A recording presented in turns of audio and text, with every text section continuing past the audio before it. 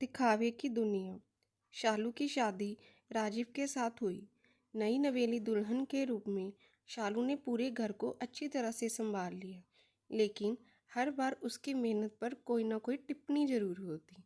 वो जितना भी कोशिश करती सबको खुश करने का, कोई ना कोई कमी तो रह ही जाती।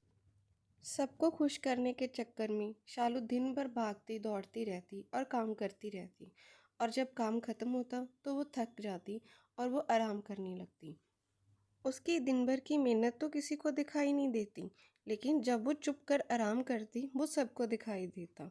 ऐसा ही किस्सा है उसके घर का। जैसे कि एक दिन वो रसोई में काम कर रही थी और वो खाना बना रही थी, तभी उसकी सासू माँ आ जाती है। अरे माँ जी, आप कुछ चाहिए था, आप मुझे बुला लेती।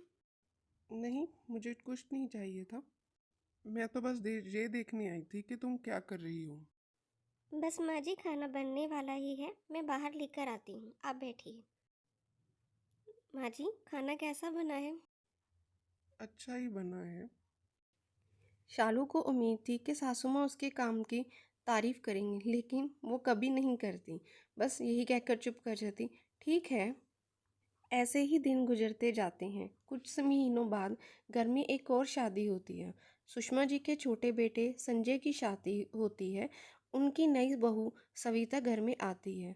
सविता दिखने में बहुत ही प्यारी लगती है, लेकिन उसकी चालाकी धीरे धीरे सामने आने लगती है। सविता काम कोई नहीं करती, लेकिन मीठी मीठी बातें बहुत करती थी और दूसरों के सामने खुद को अच्छा दिखाने की कोशिश भी बहुत करती थी। माँ जी, आप क्यों काम करती रहती हैं? आप सारा दिन काम करती रहती हैं। छोड़िए इसे, मैं हूँ ना, मैं सभी काम कर लूँगी। सुषमा जी के सामने तो वो ऐसा दिखावा करती, लेकिन घर में किसी काम में वो शालू का हाथ नहीं बटाती, बल्कि हर वक्त काम से बचती रहती थी। जब भी काम का वक्त होता तो वो अपनी सासू माँ के इर्द गिर्द घूमती रहती, और जब काम खत्म हो जाता तो आराम से अंदर जाकर आराम करने लगती।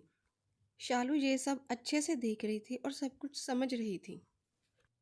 माँ जी, मुझे आपसे एक बात करनी है। हाँ, बोलो। माँ जी, मैं किसी की शिकायत नहीं करती। आप इस बात को गलत तरीके से मत लेना। सविता की शादी को अब बहुत वक्त हो गया है। मैं कब से यही देख रही हूँ, जब भी काम का वक्त होता है वो इधर उधर घूमती रहती है। आप उसे कुछ कहती क्यों नहीं? अरे शालू, काम का क्या है? किसी ने कम कर लिया और किसी ने ज़्यादा। इसमें कौन सी बड़ी बात है? बस वो तुम्हारे खिलाफ नहीं है ना। बस हम सबके साथ मिलजुल कर रहना चाहिए, हमें ऐसे नहीं करना चाहिए। लेकिन माँ जी। अब बस, इस बारे में मैं कोई बात नहीं करना चाहती। शालू चुप हो जाती है और शाम को राजीव से बात करती है। राजीव देखो, मैं मानती हूँ कि सविता की नई शादी हुई है, लेकिन वो घर में हर वक्त घूमती रहती है, कोई काम नहीं करती। ऐसा कब तक चलेगा? अरे यार, इन औरतों वाली बातों में तुम मुझे क्यों घसीट रही हो? जो भी बात करनी है मम्मी से करूं। राजीव, लेकिन। अब बस, मैं थका हुआ हूँ, मुझे आराम करने दो। शालू चुप हो जाती है। कुछ दिन ऐसे ही निकल जाते हैं। तब वो एक दिन अपने ससुर जी से भी बात करती। पापा जी, मुझे आपसे एक बात करनी है। हाँ बोलो, क्या बात है? पापा जी, मैंने इस बारे में मम्मी जी और राजीव से भी बात की थी, लेकिन वो मेरी बात नहीं सुनते। क्या आपको नहीं लगता कि सविता को कोई काम करना चाहिए? अरे बेटा, इसमें क्या बात है? किसी ने कम काम कर लिया, किसी ने ज्यादा कर लिया। बड़ी बात इस ये है कि हम सब मिलजुल कर रहें।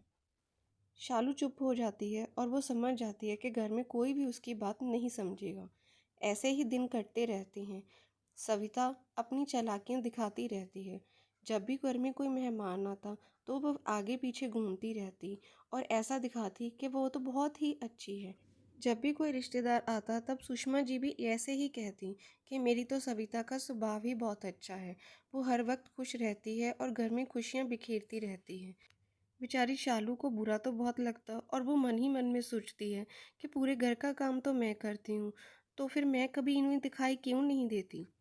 पहले तो सुषमा जी जो भी काम सविता का होता वो आगे होकर करने लगती हैं, लेकिन धीरे धीरे सुषमा जी की तबीयत खराब होने लगी और वो बीमार पड़ जाती हैं। तब घर को संभालना मुश्किल हो जाता है। जब सुषमा जी बीमार पड़ जाती हैं तब सविता अपना असली रंग दिखाना शुरू कर देती है। वो सबसे कटी कटी रहती है और संजय को इस बात के लिए मना लेती है कि वो दोनों ये घर छोड़कर अलग रहेंगे। अब शालू अकेली ही सुषमा जी और ससुर जी की देखभाल करती है। वो किसी से कोई शिकायत नहीं करती। अब सुषमा जी को भी महसूस होने लगा कि सविता का असली चेहरा क्या था। वो सिर्फ दिखावा करती थी और शालू उनकी असली में सेवा करती थी। शालू बेटा, हमें माफ़ कर दो। हमने तुम्हारी कदर नहीं की। तुमने इतने साल हमारी सेवा की, लेकिन हमने। हाँ बेटा, तुम बार बार कहती रही लेकिन हमने तुम्हारी बात कभी नहीं सुनी। हाँ शालू, मैंने भी तुम्हारी बात कभी नहीं सुनी। तुम मेरी जीवन साथी थी।